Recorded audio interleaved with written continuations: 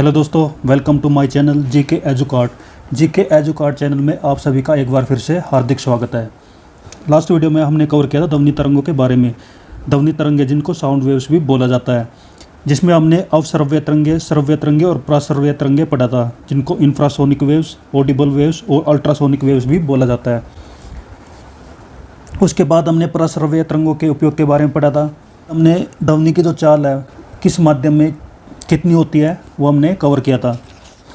ध्वनि के लक्षण यानी कि कैरेक्टरिस्टिक्स ऑफ साउंड कवर किया था, जिसमें हमने तीव्रता, तारता और गुणता के बारे में पढ़ा था। उसके बाद हमने प्रतिध्वनि, अनुनाद, ध्वनि का व्यतिकरण, उसका विवर्तन और डॉपलर इफेक्ट के बारे में हमने पढ़ा था। इसके साथ हमने लास्ट में कवर किया था मैक संख्या के बारे में। आज का जो हमारा टॉपिक रहेगा वो ऊष्मा और ताप को लेकर रहेगा, यानी कि हीट एंड टेम्परेचर।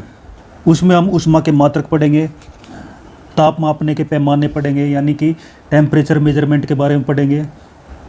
उसके बाद कितने प्रकार के तापमापी होते हैं, विशिष्ट ऊष्मा क्या होती है, ऊष्मा कैसे संचरण करती है यानी कि हीट का ट्रांसफ़र कैसे होता है, जिसमें हम चालन, संवहन, विकिरण यानी कि कंडक्शन, कन्वेक्शन और रेडिएशन के बारे में पढ़ेंगे। किरचॉफ्स लॉ, स्टीफन्स लॉ के को भी हम इस वीडियो में कवर करेंगे।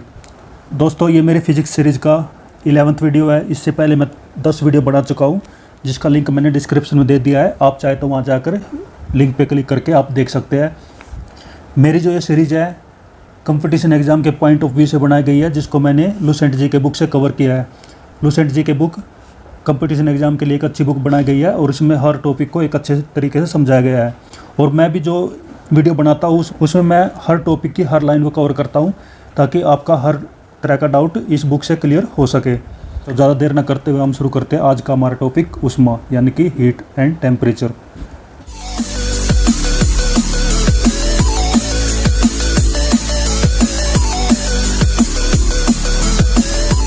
तो सबसे पहले आ जाता है ऊष्मा। ऊष्मा यानी कि हीट। यह वह ऊर्जा है जो एक वस्तु से दूसरी वस्तु में केवल तापांतर यानी कि टेम्परेचर डिफरेंस के कारण स्थानांतरित होती है। हीट यानी कि ऊष्मा क्या है? सबसे पहले तो एक ऊर्जा है, यानी कि एक एनर्जी है जो एक वस्तु से दूसरी वस्तु में ट्रांसफ़र होती है। कैसे ट्रांसफ़र होती है? जब एक गर्म वस्तु और एक ठंडी वस्तु को आपस में पास में रखा जाता है तो गर्म वस्तु से जो ऊष्मा यानी कि हीट है वे ठंडी वस्तु की तरफ स्थानांतरित हो जाती है, ट्रांसफ़र हो जाती है। क्योंकि इन दोनों वस्तुओं में क्या होता है? ताप का अंतर होता है, यानी उनमें टेम्परेचर डिफरेंस होता है। यानी ऊष्मा से हमें किसी वस्तु के गर्म होने का या ठंडे होने का एहसास का पता चलता है, उसको ही ऊष्मा कहा जाता है, हीट कहा जाता है। किसी वस्तु में निहित ऊष्मा उस वस्तु के द्रव्यमान पर निर्भर करती है। कोई वस्तु कितनी गर्म है यानी उसका टेम्परेचर कितना होगा, ये किस चीज़ पर डिपेंड करेगा? उस वस्तु के मास के ऊपर डिपेंड करेगा कि उस वस्तु का मास कितना होगा। नेक्स्ट आ जाता है यदि कार्य W है और ऊष्मा Q है, क्योंकि ऊष्मा से ही हम कार्य करते हैं, तो इसमें एक फार्मूला बन जाता है W/Q = J। J क्या है? यहाँ पे जूल है। जूल जो है कार्य के मात्रक के साथ साथ ऊष्मा का भी मात्रक होता है, और इससे हम कार्य का फार्मूला निकाल सकते हैं W = J × Q, जहाँ J एक नियतांक है, एक कांस्टेंट है, और इसे ही हम ऊष्मा का यांत्रिक तुल्यांक यानी मैकेनिकल इक्विवेलेंट ऑफ हीट कहते हैं। क्या कहते हैं? Mechanical equivalent of heat. या J का मान क्या दिया गया है? 4.186 जूल। इसका तात्पर्य यह है यदि 4.186 जूल का यांत्रिक कार्य किया जाता है तो उत्पन्न ऊष्मा की मात्रा 1 कैलोरी होगी। यानी कि हम 4.186 जूल का कार्य करते हैं तो हमारे द्वारा जो ऊष्मा उत्सर्जित होगी, हमारे द्वारा जो ऊष्मा उत्पन्न की जाएगी वो कितनी होगी? 1 कैलोरी। या हम ये कह सकते हैं कि हम 1 कैलोरी से 4.86 जूल का कार्य कर सकते हैं। नेक्स्ट आ जाते हैं ऊष्मा के मात्रक यानी कि यूनिट्स ऑफ हीट। ऊष्मा के मात्रक क्या होते हैं? ऊष्मा का SI मात्रक होता है जूल। इंटरनेशनल लेवल पे ऊष्मा का मात्रक क्या यूज किया जाता है? जूल। इसके लिए निम्न मात्रक का प्रयोग भी किया जाता है। जूल के अलावा इसमें कुछ और मात्रक दिए गए हैं, वो हम यहाँ पे देख लेते हैं। जैसे फर्स्ट दिया है कैलोरी। 1 ग्राम जल का तापमान 1 डिग्री सेल्सियस तक बढ़ाने के लिए आवश्यक ऊष्मा की मात्रा को कैलोरी कहते हैं।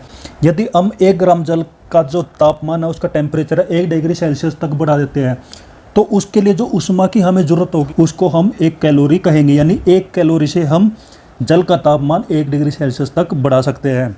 तो दूसरा मात्रक यहाँ पे बताया गया अंतर्राष्ट्रीय कैलोरी, जिसको इंटरनेशनल कैलोरी भी बोला जाता है। 1 ग्राम शुद्ध जल का तापमान 14.5 डिग्री सेल्सियस से 15.5 डिग्री सेल्सियस तक बढ़ाने के लिए आवश्यक ऊष्मा की मात्रा को 1 कैलोरी कहा जाता है। यहाँ पे 1 ग्राम शुद्ध जल को लिया गया है, जिसका टेम्परेचर यदि हम 14.5 डिग्री से 15.5 डिग्री तक बढ़ा देते हैं तो उसमें हमें ऊष्मा की जो ज़रूरत होगी 1 कैलोरी, और इसे अंतर्राष्ट्रीय कैलोरी यानी इंटरनेशनल कैलोरी बोला जाता है।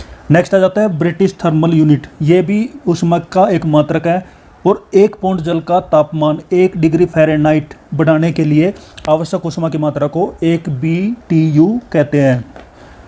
पौंड क्या है? पौंड बार का एक मात्रक होता है जो ब्रिटिश के द्वारा यूज किया जाता है, और 1 पौंड जल का तापमान 1 डिग्री फ़ारेनहाइट तक बढ़ाने के लिए हमें जितनी ऊष्मा की मात्रा की ज़रूरत होती है उसको बोला जाता है 1 BTU।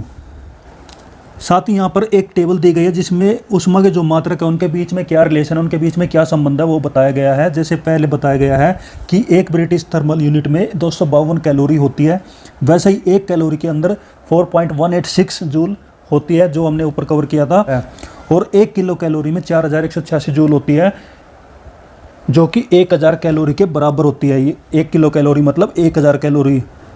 नेक्स्ट आ जाता है टेम्परेचर यानी कि ताप। ताप क्या होता है? ताप भौतिक कारक है, यह एक फिजिकल क्वांटिटी है जो एक वस्तु से दूसरी वस्तु से ऊष्मीय ऊर्जा के प्रवाह की दिशा निश्चित करती है। यानी एक वस्तु से दूसरी वस्तु में जो हीट एनर्जी ट्रांसफर होती है उसकी दिशा को, उसकी डायरेक्शन को निश्चित किया जाता है टेम्परेचर के द्वारा, अर्थात जिस कारण से ऊर्जा का स्थानांतरण होता है उसे ताप कहते हैं। ऊष्मा और ताप में यही मेन डिफरेंस है। ऊष्मा जो है किसी वस्तु के ठंडे होने का या गर्म होने का एहसास कराती है, लेकिन टेम्परेचर जो है, ताप जो है, उस वस्तु के अंदर कितनी हीट है, कितनी ऊष्मा, यानी कि वो वस्तु कितनी गर्म है और कितनी ठंडी है, उसका मापन करती है। यानी ताप को एक प्रकार से हम एक माप बोल सकते हैं, ये ऊष्मा का माप होता है। नेक्स्ट आ जाता है तापमापन यानी मेजरमेंट ऑफ टेम्परेचर। टेम्परेचर को कैसे मापा जाता है वो यहाँ पे बताया गया है कि तापमापी यानी कि थर्मोमीटर, ताप मापने के लिए जो उपकरण, जो इंस्ट्रूमेंट हम प्रयोग में लाते हैं उसको कहते हैं तापमापी। निम्न प्रकार के ताप पैमाने प्रचलित है। यहाँ पे ताप मापने के कुछ पैमाने दिए गए हैं, वो हम देख लेते हैं। तो इसमें पहला आ जाता है सेल्सियस पैमाना से। इस पैमाने का आविष्कार स्वीडन के वैज्ञानिक सेल्सियस ने किया है। किसने किया है? स्वीडन के वैज्ञानिक सेल्सियस ने। उसके नाम पर इसका नाम रखा गया सेल्सियस पैमाना। और इस पैमाने में हिमांक मतलब कि फ्रीजिंग पॉइंट 0 डिग्री सेल्सियस व भाप बिंदु को यानी कि बॉइलिंग पॉइंट को 100 डिग्री सेल्सियस अंकित किया जाता है। यानी इस पैमाने की एक रेंज बताई गई है। इस पैमाने का जो फ्रीजिंग पॉइंट होगा यानी सबसे लो टेम्परेचर जो होगा वो होगा 0 डिग्री सेल्सियस, और जो बॉइलिंग पॉइंट होगा, जो हाईएस्ट टेम्परेचर होगा वो होगा 100 डिग्री सेल्सियस। तथा इनके बीच की दूरी को 100 बराबर भागों में बांट देते हैं और प्रत्येक भाग को 1 डिग्री सेल्सियस कहते हैं। यानी 0 से लेकर 100 डिग्री सेल्सियस तक 100 भागों में बटा हुआ है, और हर भाग को 1 डिग्री सेल्सियस से कैलकुलेट किया जाता है। यानी 0 से लेकर 100 डिग्री सेल्सियस तक सेल्सियस पे पैमाने होते हैं। नेक्स्ट आ जाता है फ़ारेनहाइट पैमाना। इसका आविष्कार जर्मन वैज्ञानिक फ़ारेनहाइट ने किया है। किसने किया है? जर्मन के वैज्ञानिक फ़ारेनहाइट ने। और इसका जो हिमांक है, इसका जो लो पॉइंट है वो 32 डिग्री फ़ारेनहाइट है, और भाप बिंदु यानी इसका जो बॉइलिंग पॉइंट है 212 डिग्री फ़ारेनहाइट है। यानी इसकी जो रेंज होगी, इस पैमाने की जो रेंज होगी 32 डिग्री फ़ारेनहाइट से लेके 212 डिग्री फ़ारेनहाइट तक होगी, और इनके बीच की दूरी को 180 बराबर भागों में बांटा दिया जाता है। 32 डिग्री फ़ारेनहाइट से लेकर 212 डिग्री फ़ारेनहाइट तक अगर हम इनको इक्वल डिवाइड करते हैं, बराबर भागों में बांटते हैं, तो कितने हिस्से होंगे? 180। नेक्स्ट आ जाता है रोमर पैमाना। इसका हिमांक बिंदु क्या है? 0 डिग्री रोमर, और भाप बिंदु कितना है? 80 डिग्री रोमर। यानी कि इसका फ्रीजिंग पॉइंट 0 डिग्री रोमर है, और भाप बिंदु यानी कि बॉइलिंग पॉइंट इसका 80 डिग्री रोमर है, और इनके बीच का जो भाग है वो 80 बराबर भागों में बांटा गया है। यानी 0 से लेकर 80 डिग्री तक कितने हिस्से हो जाएंगे? 80। नेक्स्ट आ जाता है केल्विन पैमाना। केल्विन पैमाना जिसको हम के द्वारा दर्शाया जाता है, और इसको ही इंटरनेशनल यूनिट माना जाता है। इसका जो हिमांक बिंदु होगा वो 273 केल्विन से शुरू होगा, और इसका जो भाप बिंदु होगा, अंतिम बिंदु होगा, 373 केल्विन होगा। इन दोनों बिंदुओं के बीच की दूरी को 100 बराबर भागों में बांटा गया है। यानी 273 से लेके 373 तक अगर हम कैलकुलेट करते हैं तो 100 भागों में बढ़ जाता है। इसके चारों पैमानों में यहाँ पे एक संबंध दिया गया है, C-0 upon 100 is equal to F-32 upon 180 is equal to R-0 upon 80 is equal to K-273 upon 100। यानी हम किसी भी दो पैमाने के बीच में अगर हम संबंध निकालना चाहते हैं या एक दो पैमाने दिए गए हैं, उनमें से एक की वैल्यू दी गई है और दूसरा पैमाने की वैल्यू निकालना चाहते हैं, तो हम इस फार्मूले से निकाल सकते हैं। यदि फ़ारेनहाइट में वैल्यू दी गई है और सेल्सियस में वैल्यू पूछी जाती है तो हम इन दो फार्मूलों का यूज करेंगे। अगर फ़ारेनहाइट की वैल्यू दी गई है, अगर हम रोमर में वैल्यू निकालना चाहते हैं तो फिर हम इन दो फार्मूलों का यूज करेंगे। इस प्रकार से अगर एक पैमाने की वैल्यू दी गई है और दूसरा पैमाना अगर पूछ लिया जाता है तो हम इस सूत्र के द्वारा हम आसानी से निकाल सकते हैं। इसको याद कैसे रखेंगे? जैसे हमने सेल्सियस में पढ़ा था, सेल्सियस कहाँ से कहाँ तक, सेल्सियस का पैमाना कहाँ से कहाँ तक बताया गया था, 0 से लेके 100 डिग्री सेल्सियस तक। उसी प्रकार से फ़ारेनहाइट की जो वैल्यू बताई गई थी वो 32 डिग्री फ़ारेनहाइट से लेके 212 डिग्री फ़ारेनहाइट तक बताई गई थी। और उसके बाद रोमर की जो वैल्यू बताई गई थी वो 0 से लेके 80 डिग्री बताई गई थी। और वैसे केल्विन की जो रेंज बताई गई थी वो कहाँ से कहाँ तक थी, 273 केल्विन से लेके 373 केल्विन तक। तो इसमें जो फर्स्ट इनकी जो हिमांक बिंदु है, उन हिमांक बिंदु को हम वो ऊपर की तरफ घटाएंगे, जैसे यहाँ पर दिखाया गया है C-0, F-32, R-0, K-273। और उनके बीच में जो डिफरेंस है, यानी 100 से 0 के बीच में कितना डिफरेंस हुआ, 100, उसको हम बटे में रखेंगे, C-0 बटे में 100। उसी प्रकार से 212 और 32 में डिफरेंस है 180 का, तो हमें फ़ारेनहाइट के नीचे रखेंगे 180। वैसे रोमर की रेंज में जो डिफरेंस है वो 80 का है, उसको हम रोमर की वैल्यू के नीचे रखेंगे। वैसे ही केल्विन के दोनों पॉइंट के बीच का जो डिफरेंस है वो 100 है और उसे हम कहाँ पर रखेंगे, केल्विन के नीचे।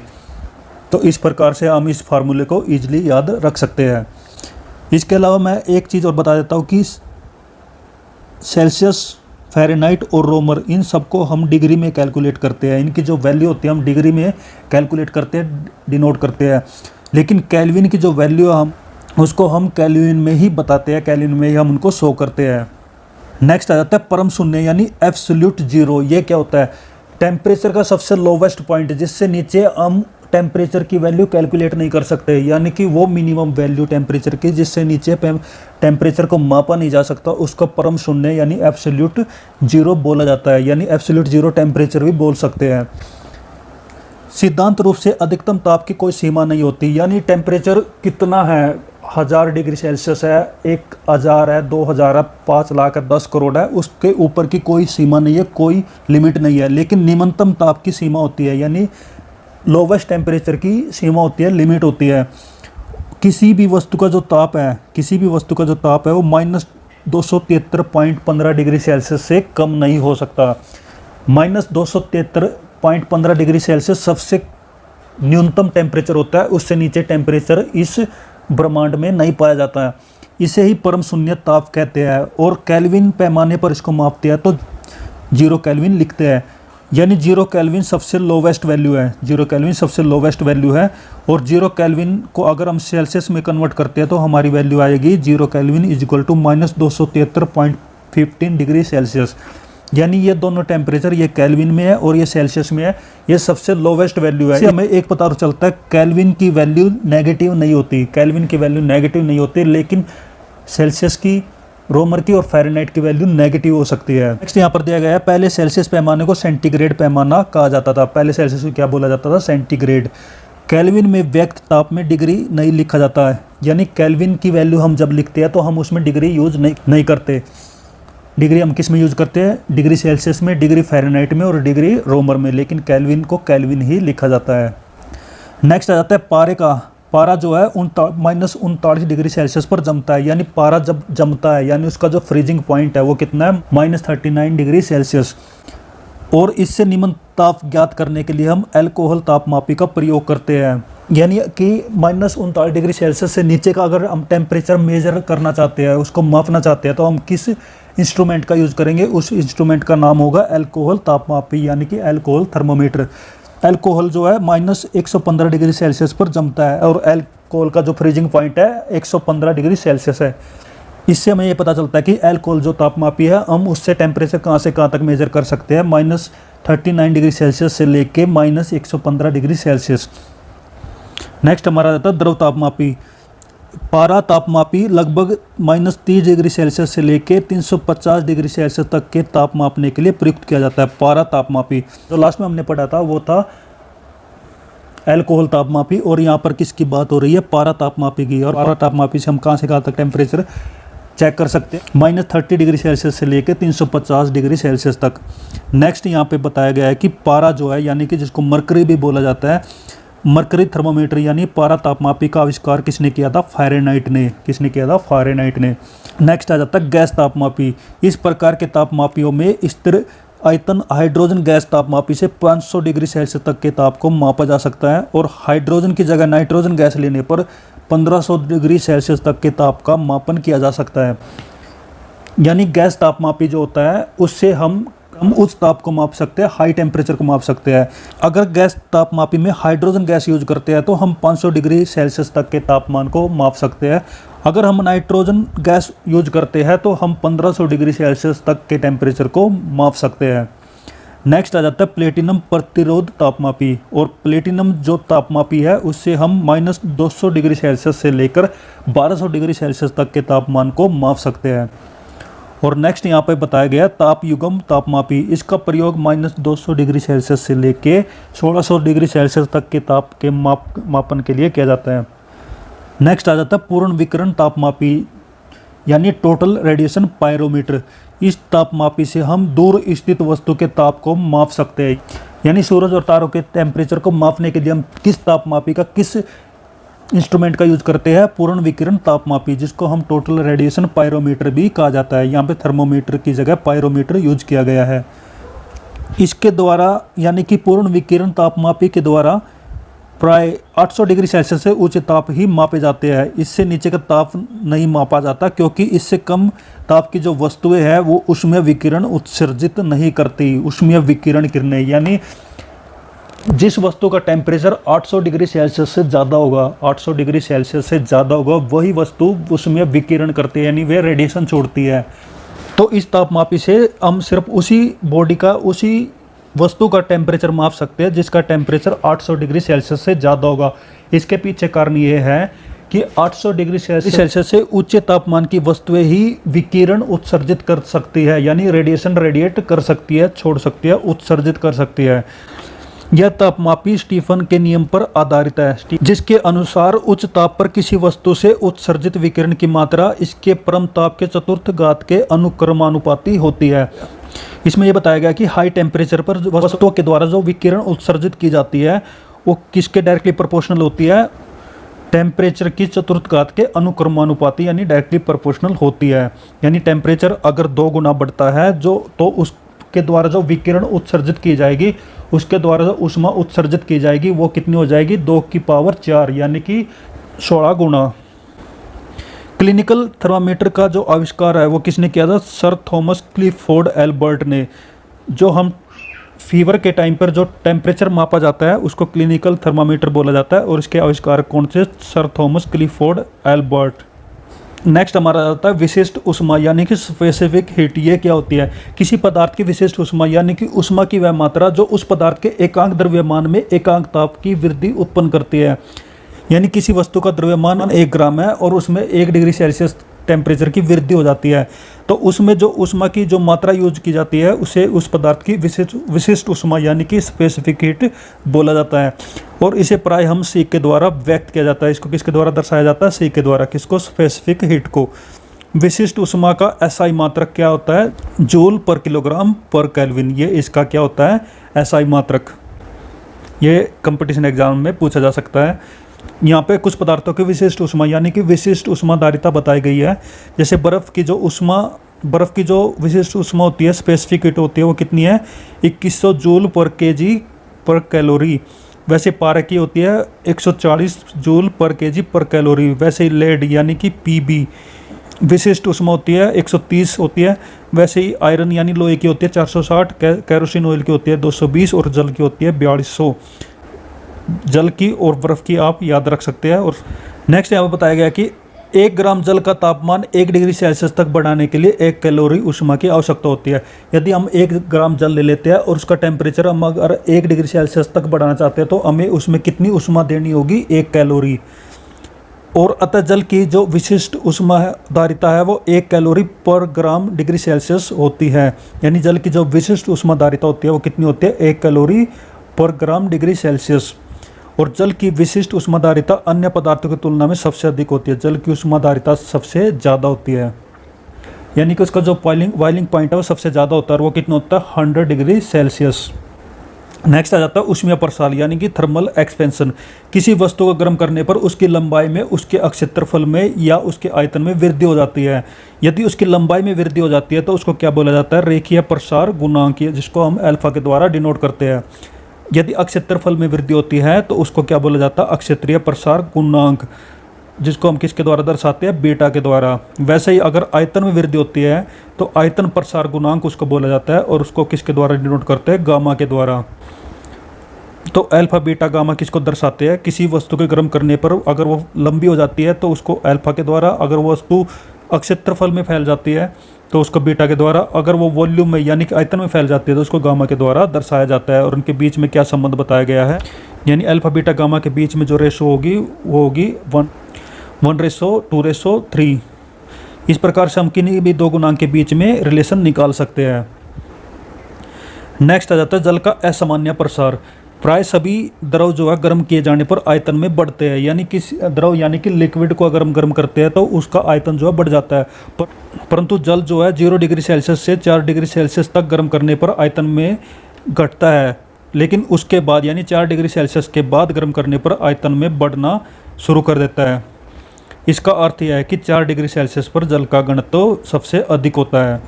तो यहाँ पे क्या बताया गया है, अगर हम किसी भी लिक्विड को गर्म करते हैं तो उसके वॉल्यूम में यानी उसके आयतन में वृद्धि होती है, लेकिन जल में ऐसा नहीं होता। जल में क्या होता है, जल को हम जब गर्म करते हैं यानी 0 डिग्री सेल्सियस से लेकर 4 डिग्री सेल्सियस तक अगर हम जल को गर्म करते हैं तो उसके आयतन में कमी आती है, यानी कि आयतन कम होता है। लेकिन 4 डिग्री सेल्सियस से ऊपर हम गर्म करते हैं 5 डिग्री, 10 डिग्री, 20 डिग्री, तो उसका टेम्परेचर, उसका जो आयतन है वो इंक्रीज होना शुरू हो जाता है। यानी कहने का मतलब है 0 से लेकर 4 डिग्री सेल्सियस तक वॉल्यूम जो है वो कम होता है, लेकिन 4 डिग्री सेल्सियस से ऊपर जो है वॉल्यूम बढ़ जाता है। और हमें पता है कि वॉल्यूम इज इन्वर्सली प्रोपोर्शनल होता है डेंसिटी के, इसलिए 4 डिग्री सेल्सियस पर जल का जो घनत्व है, जल की जो डेंसिटी है वो सबसे ज़्यादा होती है। नेक्स्ट आ जाता है ऊष्मा का संचरण, यानी ऊष्मा कैसे संचरित होती है, कैसे ट्रेवल करती है। ऊष्मा का एक स्थान से दूसरे स्थान जाने को ऊष्मा का संचरण कहते हैं। ऊष्मा जब एक पॉइंट से दूसरे पॉइंट तक जाती है, एक वस्तु से दूसरी वस्तु की तरफ ट्रांसफर होती है, उसे ऊष्मा का संचरण बोला जाता है। और ये 3 विधियों के द्वारा, 3 मेथड के द्वारा होती है। वो कौन कौन से होते हैं, चालन, संवहन और विकिरण। जिसमें पहला बताया गया चालन यानी कंडक्शन। ये क्या होता है, चालन के द्वारा ऊष्मा पदार्थ में एक स्थान से दूसरे स्थान तक पदार्थों के कणों को अपने स्थान का परिवर्तन किए बिना पहुंचती है। यानी पदार्थ के अंदर, यानी किसी वस्तु के अंदर जो एटम्स होते हैं, जो मॉलिक्यूल्स होते हैं, वे अपने स्थान पर रहते हैं, लेकिन ऊष्मा जो है उसमें जो हीट जो होती है बिना कणों के परिवर्तन के ट्रांसफर होती है। इसे ही चालन या कंडक्शन बोला जाता है। तो ठोस में ऊष्मा का संचरण चालन विधि के द्वारा होता है। इसलिए ठोस यानी कि सॉलिड वस्तुओं में ऊष्मा का जो संचरण होता है, हीट जो ट्रांसफर होती है, किस विधि के द्वारा होती है, कंडक्शन मेथड के द्वारा यानी चालन विधि के द्वारा। नेक्स्ट आ जाता है संवहन यानी कि कन्वेक्शन। इस विधि में ऊष्मा का जो संचरण है पदार्थ के कणों के स्थानांतरण के द्वारा होता है। इसमें क्या होता है, ऊष्मा का जो संचारण होता है, ऊष्मा का जो संचरण होता है, ट्रांसफर जो होती है हीट, वो कणों के द्वारा होती है। इसमें कण एक स्थान से दूसरे स्थान तक जाते हैं। इस प्रकार पदार्थ के कणों के स्थानांतरण से धाराएं बहती है, जिसे संवहन धाराएं कहते हैं। इस विधि में ऊष्मा की हानि सबसे तेज गति से होती है। इसमें ऊष्मा का लॉस होता है। गैस और द्रव्यों में ऊष्मा का संचरण संवहन के द्वारा होता है। सॉलिड में जो ऊष्मा का संचरण होता है वो किसके द्वारा होता है, कंडक्शन के द्वारा। लेकिन अगर हम गैस और लिक्विड की बात करते हैं, उसमें जो हीट का जो ट्रांसफर होगा वो किसके द्वारा होगा, किस विधि के द्वारा होगा, कन्वेक्शन के द्वारा यानी संवहन के द्वारा। और वायुमंडल में यानी कि एटमॉस्फेयर में संवहन विधि के द्वारा ही गर्म होता है। यानी हमारा जो एटमॉस्फेयर है वो संवहन यानी कन्वेक्शन मेथड के द्वारा गर्म होता है। नेक्स्ट हमारा आता है विकिरण यानी रेडिएशन। इसके रेडिएशन के द्वारा भी ऊष्मा का संचरण होता है। और वो किस प्रकार से होता है, इस विधि में ऊष्मा गर्म वस्तु से ठंडी वस्तु की ओर बिना किसी माध्यम की सहायता के और बिना माध्यम को गर्म किए बिना प्रकाश की चाल से सीधी रेखा में संचरित होती है।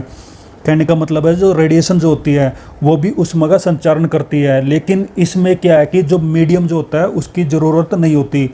और ये मीडियम को, अगर मीडियम से संचरित होती है तो मीडियम को गर्म नहीं करती। रेडिएशन जो होती है वो प्रकाश की चाल से यानी वेलोसिटी ऑफ लाइट से गमन करती है और गर्म वस्तु से ठंडी वस्तु की ओर प्रवाहित होती है। जैसे सूर्य का प्रकाश हमारी पृथ्वी तक आता है तो उसको किसी मीडियम किसी माध्यम की ज़रूरत नहीं होती।